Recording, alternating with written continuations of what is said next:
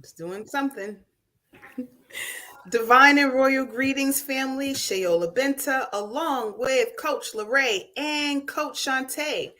Today on our Build Through broadcast, we'll be talking about womb healing.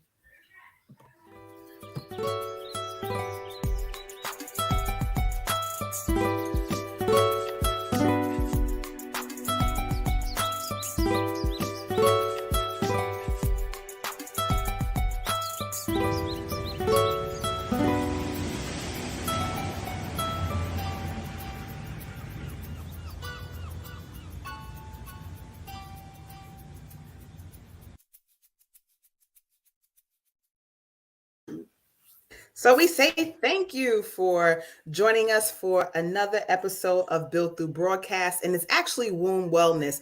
I almost felt Coach Sean say like, that's not quite the title, but it'll do, it'll do. So I just wanted to clean that up and yield the mic to Coach Shantae to share with us why she selected this topic and why it's important to her. Coach Absolutely. Shantae. So, if you are joining us live on Instagram, the question is, why did we choose the subject of womb wellness today? And the answer is, I love my vagina. That's pretty much the Okay, main then. answer. As women, we carry a lot of our joy, we carry a lot of our happiness, we carry a lot of our traumas, we carry a lot of our sadness in the space of our womb, that creative space, that pleasure center. We carry it there. And I didn't really know as much as I needed to know about keeping my womb healthy over the years. And it wasn't until I really got into holistic and natural living and discovered, Queen Afua's workings, that I really began to think about that part of my body in a different light. So I know that there are a lot of women who have issues with their womb, whether it is bacterial vaginosis, PCOS, fibroids, and all kinds of other things going on. So we definitely need to learn the natural ways of dealing with our wombs and keeping our wombs healthy so that we can have long and happy lives. And I crack jokes all the time, but I would like to still be able to get down with the get down until I take my last breath at 108 years old. And Me that's, too. yeah, that's the number. So that's Yes. why I decided, we need to have a build where we talk about womb wellness. So, hey, let's get into it. Here we are. I love all of that. All of that is so great, and to be able to get down with the get down until we take our last breath. Listen, okay, I'm here for the journey. Yes, So I indeed. know, or we know that Coach Lorray, thank you so much for sharing space. She will not be able to stay on camera for the duration of the broadcast, but we want to bring her in and get her feedback on womb wellness, what it means to you, and how do you practice it? Greetings, everyone. So yeah, for me, womb wellness, to veggie back off of what Coach Shante was saying is, and I'm sorry if it's loud. I try to speak loudly. Um, that is the space of like my center, right? And that's where I hold all the things, and where there is any like illness, like everything starts down there, right? And so Mm-hmm. it's very important to me always to keep that area clean. Look, keep it clean, to keep it, in my prayers, and definitely just pay a lot of attention to it. So after going through the sacred a woman rites of passage with Queen Afua, I realized I didn't have a relationship with my womb Mm-hmm. prior to that point. And it really made me think about like all the things that I had done in the past, even from having, sexual intercourse with partners who weren't deserving of, entering that sacred space. And even, look, doctors, Raymond tools up there, in a Mm-hmm. very Mhm. not nice way. And it was like, as I began to fellowship with my womb and like understand that connection, with my divine self being centered there, I actually tapped into my divine feminine a lot more, which was a huge thing for me. And so, yeah, I think it's just very important for us as women, because that is the part that makes us a woman, for us to be definitely tapped into it for sure. So I love this topic, and I think we need to talk about it a lot more. I do see a lot of people nowadays, with the PUSSY power, to the extreme. But I definitely appreciate exploring it really from a wellness standpoint. So I love that this is our topic today. Thanks for giving me the time to share. You're most welcome. Yes, thank you for sharing that.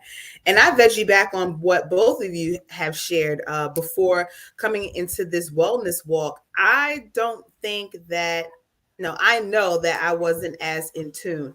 I didn't have a relationship with my womb either. And, through all of the doctor's visits and the probing and the pronging and the, birth control and all of the things that just brought on the dis-ease, it's just like, wow, and then you get into that space when you do come into a knowing, you're like, ooh, it's a dang, I should have gotten that portion of the Sacred Woman book where it's this poem and she's basically saying like, and I call myself a woman. I'm going to try to find it while we speak. Look, I got 2 other books lined up because I wanted to share from that, but I do think that for me was an eye opener, because it's like, oh, you call yourself a woman, but these are the things that you are doing to your space.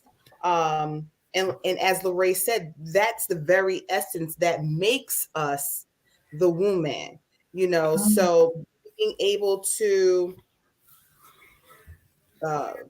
develop a relationship with her, even those women who have had hysterectomies, right? And they may feel like, okay, well, the organ isn't there anymore, so there's really nothing for me to honor, which couldn't be further, from the truth.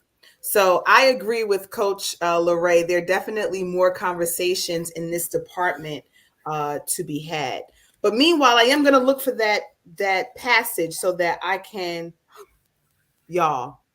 Right to the page. Why did it open right to the page though?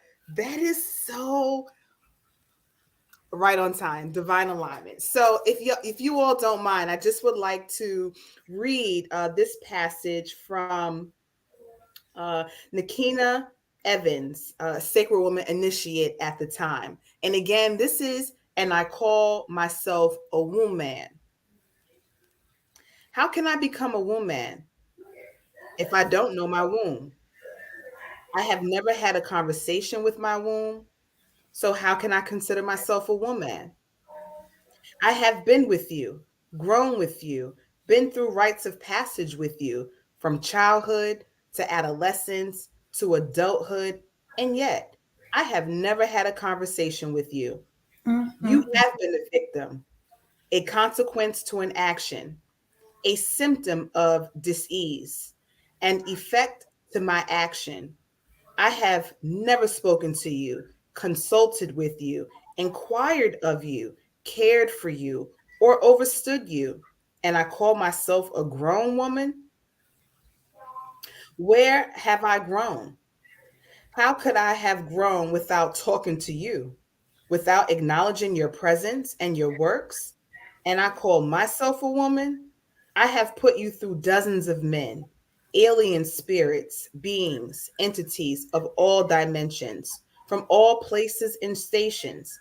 I have created and destroyed babies through you. I have fed you all kinds of poisons, thereby creating diseases, fibroid, tumors, cysts, and the like. I have sexually abused you, thereby creating sexually transmitted diseases, infections of all types, itching, burning, hurting, pain. I have used you for my own purposes, money, favors, alleged self esteem, beauty, clothing, food. I have allowed men to probe you, doctors to drug you while I held you down. If I had known someone who had done all of these things, I would have called their names and despised the most. murderer, thief, liar, betrayer, demon. Yes, I would. I will call myself, oh, and I call myself a woman. Time to release, release, release. Forgive me, forgive me, forgive me. I am complete. I will be responsible for you, myself, my womb. We are in a relationship together. We have been from the very, very beginning. I will commune and communicate with you. I will listen to you. I will wash, cleanse, and purify you. I will pay attention to your patterns, your moods, your signs, and wonders. I will, I will become the woman that you made me from the beginning. Mm. Yeah, Yeah. that poem always got me too. Like I was like, I plastered that one on my wall when we were going through the journey because I was like, I need to read this every single day, like because it is Word. serious. Yeah. Yeah, look, yeah, it's that serious. And one of the things that Coach Shantae said was, the womb, through our teachings and our overstandings, we know it is like a timekeeper. It's like the shishette of the space of the body where it keeps all of the secrets. Our womb, our vaginal space has gone through all of life with us. And we some of us never even take the time to commune. How are you feeling? They'll let you know if they're not feeling that dude that you have allowed to enter the Absolutely. course real Oh, quick. wait, you oh, know can I share something? I don't know yes, if I had yes, told you guys this absolutely. before, but when I was starting the Sacred Woman practitionership, going through the program, as the practitioner all over again. Well, we start with new, and so I had done the 3 weeks of new, instead of just the 1 week, so that by the time we got into that week where we were going through new together, I was in my third week. But I remember having this I'm like fellowshipping with my womb, look, and we're having a conversation, and I was telling her, because even after going through Sacred Woman rites of passage, like I didn't continue like the checking in very much. I would do it sporadically, but it wasn't like I wasn't on top of it every day. This is And so culture. I was like asking her for forgiveness, because I'm like, man, like we had built this relationship, and I was like, we was vibing, going hard and strong, and then it was like I just left her right where I had her before I went through the journey. And so I'm like apologizing, because I'm like, man, after you had opened up to me and really let me in, after me having abandoned you from day one, and it was like, oh, you were open to the relationship, open to the guidance, like all of the things. And I was like, my bad. Look, but my bad for real. And so I Mm, remember I was laying on my bed, and I had just gone to the bathroom to pee, right? But I mhm, had an urge, like, not that I had to pee, but like I needed to be on the toilet, because I'm like, something is gonna come out. And so I went, and so I'm sitting on the toilet, and I'm like, I don't have to pee. I know I don't feel like I have to pee, but at some point, liquid just started trickling out. And I'm sitting there, and mm, I'm holding on to my womb, and something told me, I'm like, this is my womb. She's crying. Like, this is not urine that is coming out. Like, she's literally crying right now. And I almost fell out, because I was like, oh my God, no. mm, But mhm, she did give me the opportunity, to make it right, and we going hard mhm. and strong now. But I just remember that being like a very powerful experience for me, because I'm like, they are, I mean, our wombs are there and active, and Yes. it's just a matter of tapping into that. So Wow, that is pretty incredible. We are encouraged to have the conversations or just be quiet and allow her to impart her wisdom. One of my sound bowls that I really love is my sacral bowl, because once you gong it, the vibration lasts really more than any other bowl that I have. So, you know, if we can encourage anyone, definitely get into your womb wellness, even if that means that you're just rubbing castor oil on your belly and laying on your back and inverting, putting your legs up on a wall or a 90 or 45-degree angle to redistribute, blood, we say do the things. Yoni steam. That's one of the reasons why I became a yoni steam practitioner, because I really wanted to understand how to care for her.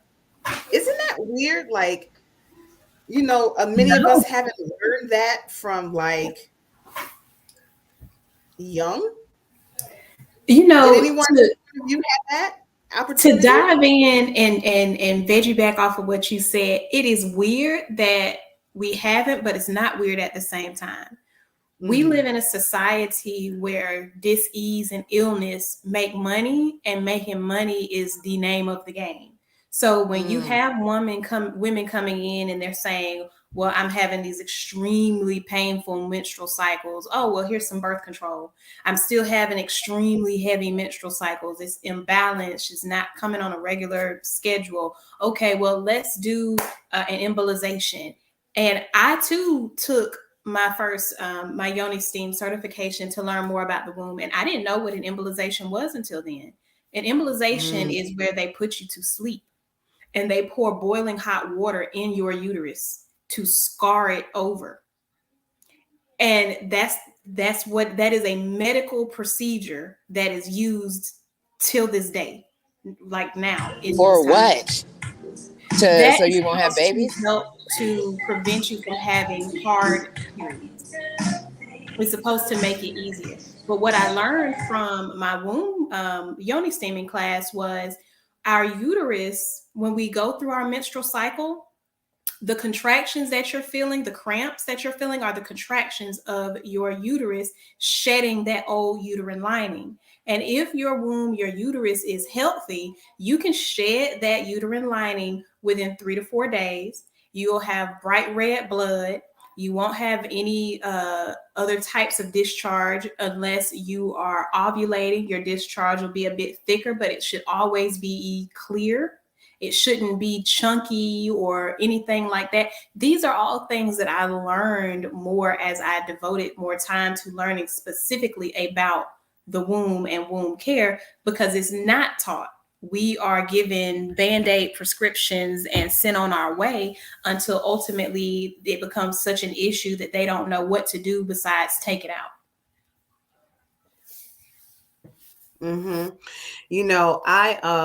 I can remember my first gynecologist, and it was a man. I think really all of my gynecologists were men up until like my mid-30s.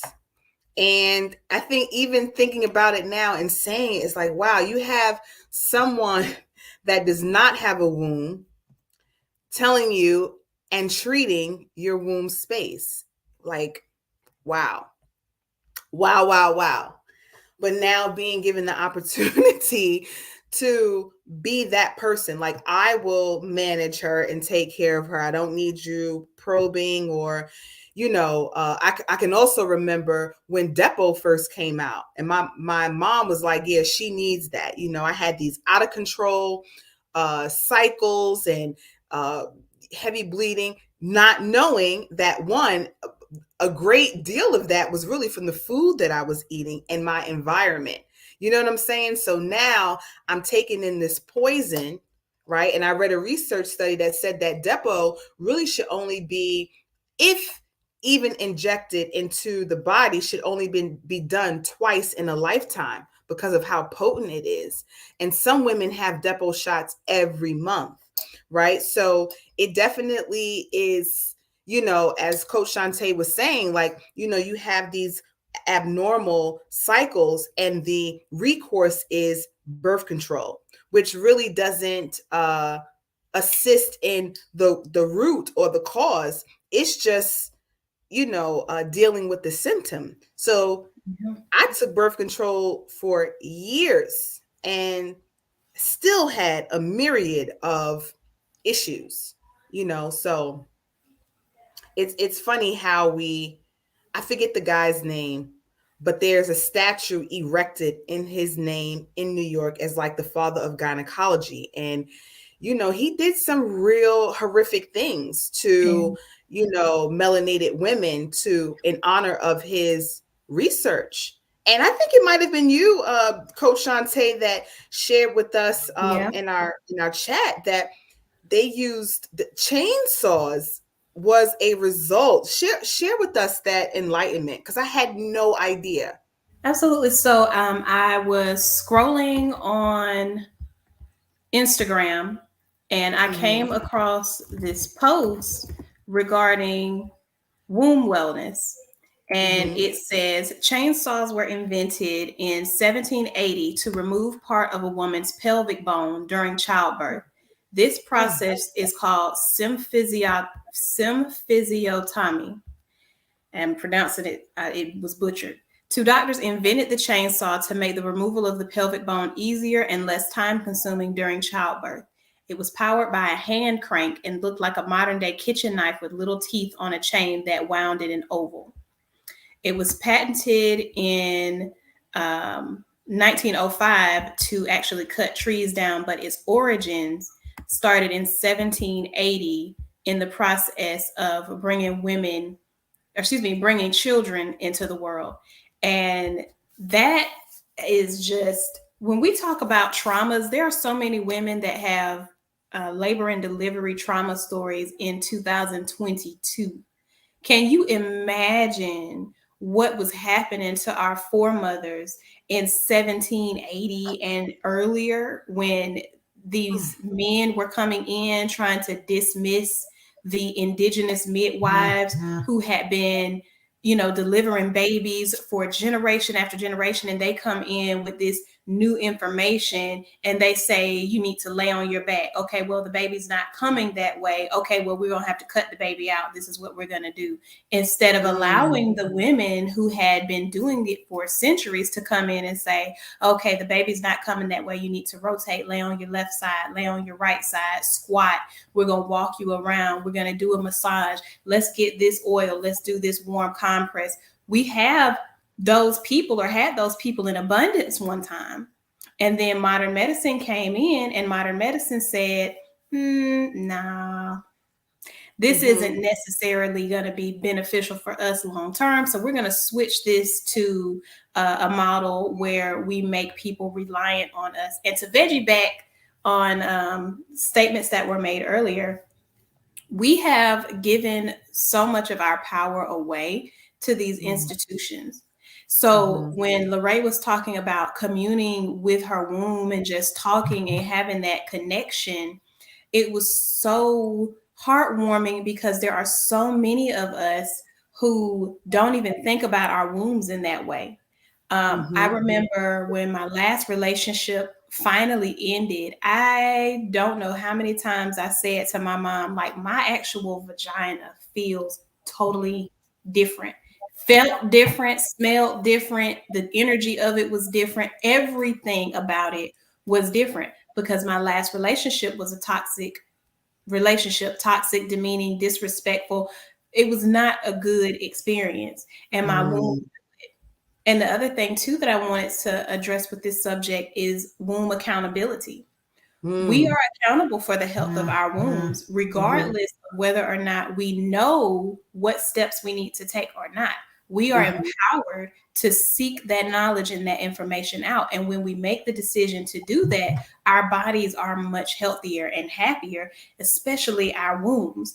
And one point I really wanted to make when it comes to bacterial vaginosis specifically, there are a lot of women who are in partnerships and relationships with men who are not treating them right, who are seeing other women, who are having intimate relations with those other women with no protection, and are dipping in all these valleys and then coming back to you and trying to make you feel like and believe that there's something wrong with you and you're not healthy and you need to take some steps to correct things with your womb health, when the main number one thing that you need to do is cut that man off and send him on his way. Listen, so as you were speaking, sis, I was thinking we don't want to forget the male aspect of this conversation. So that's a great segue. But what were you going to say? My apologies for cutting across your way. Oh, that was, that was the main point. And you are right. We do have to remember the male aspect of it, and not just that there are men out here just going from pillar to post doing whatever they want. There are men that think about the health of their penis, their lingam, like they're doing lingam steams and pro steams, and they're, you know, talking to themselves and they're communing with themselves. There are sacred and divine masculine men out there for sacred and divine feminine women. Like we are not so far apart that we can't, you know, come together and build things together, but you do have to be intentional about who you allow into your intimate space, whether you're a man or a woman. That is so imperative, especially when it comes down to things like vaginitis, because it really is just your pH balance being thrown off. And I think that oftentimes we don't take into account, you know, the men that are entering the course, if they are not, you know, taking care of themselves, as you say, even if they're not, you know, dipping into other courses, they very well may not just be taking care of themselves, what they're eating, you know, how they're nourishing themselves. All of that, of course, you know, sex is a sacred energy exchange.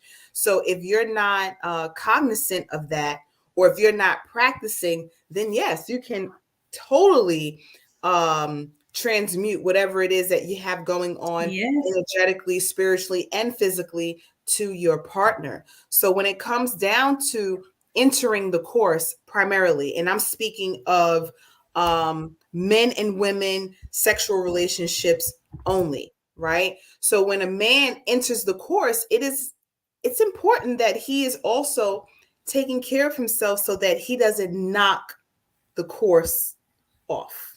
Right. We do not need or want that. We really don't want that, you know. So I in the caption, one of the questions was, you know, fellas, like, what do you do to help your the female aspect in her womb wellness? You know, are you doing pro steams, lingam steams? Are you practicing semen retention? Are you looking at the foods that you're eating? Are you paying attention to your moods, her moods? You know, all of the things, you know, are relative. And I know that some brothers may feel like, well, I don't really have a say in this conversation. You do, because who is entering the course? You know, naturally, you know, you're very well a part of this conversation, because those two aspects are what brings life onto the planet, natural life. So it is important that one, we continue this conversation for sure. And two, maybe even having a conversation about midwifery and pro steaming, prostate steaming, which is a term that I believe I coined when I went through our steaming certification. And I absolutely enjoyed giving steams to men. And it was so to hear their like responses, like, wait, is my stomach supposed to be bubbling like this? Well, actually, yes, it is. We're going to clean all of that out. Yes, so, indeed. You know, the men not feeling like it's a taboo subject to steam, you know, their rectal houses, if you will. I didn't know another word to put in there.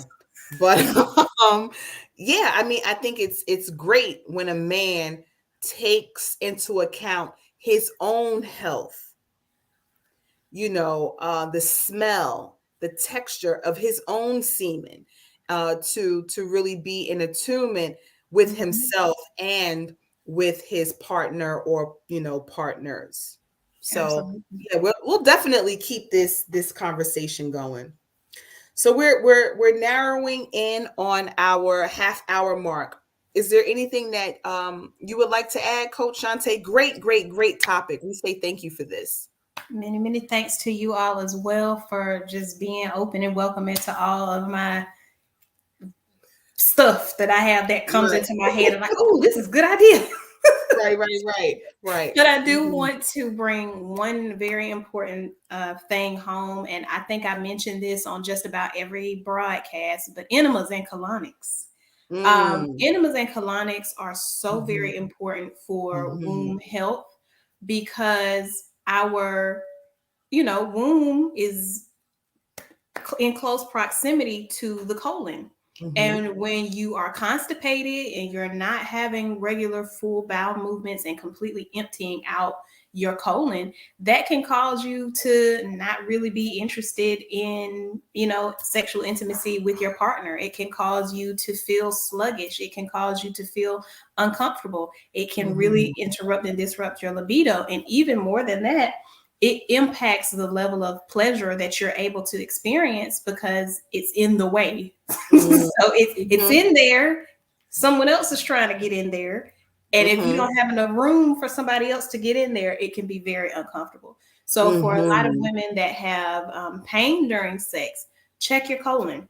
See what that is like for you. If you do have bowel movements regularly, go ahead and look into enemas anyway.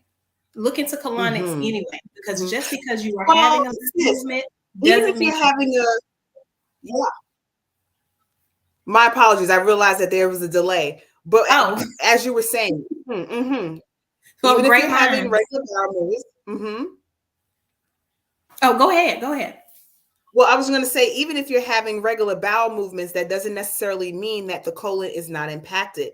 We definitely have to be cognizant of the fact that the colon is over 5 feet long and it's a very compacted space.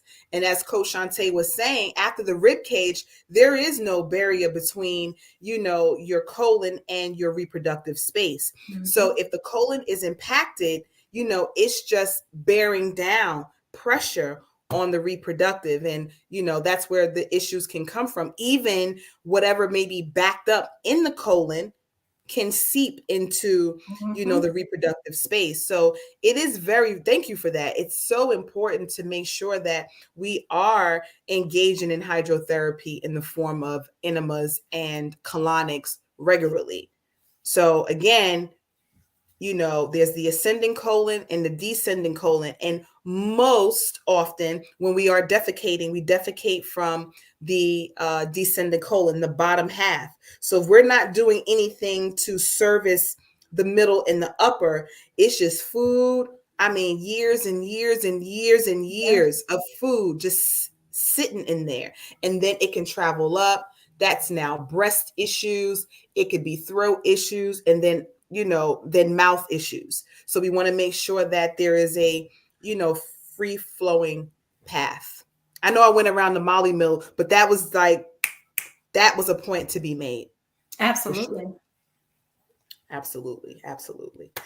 All right, family. Well, we are going to call it a half hour in a few minutes, but we'll be back next week, Friday at 12:30 with another topic. If there's something that you would like to hear us discuss, feel free to, drop it in the chat.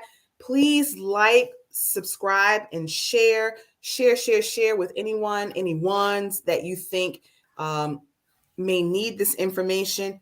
If you are also, or someone looking for guidance, assistance, accountability for your healing journey, your health and wellness journey, the TED Collective is here for you. So feel free to visit theemeraldgreencollective.com, check us out, and book your next wellness consultation. Absolutely. Thank you guys Absolutely. on Instagram for tuning in with us. We greatly appreciate you. You can catch the full video in the comments in the YouTube link. Y'all have a splendid one, and we'll see y'all next time. Peace. Peace.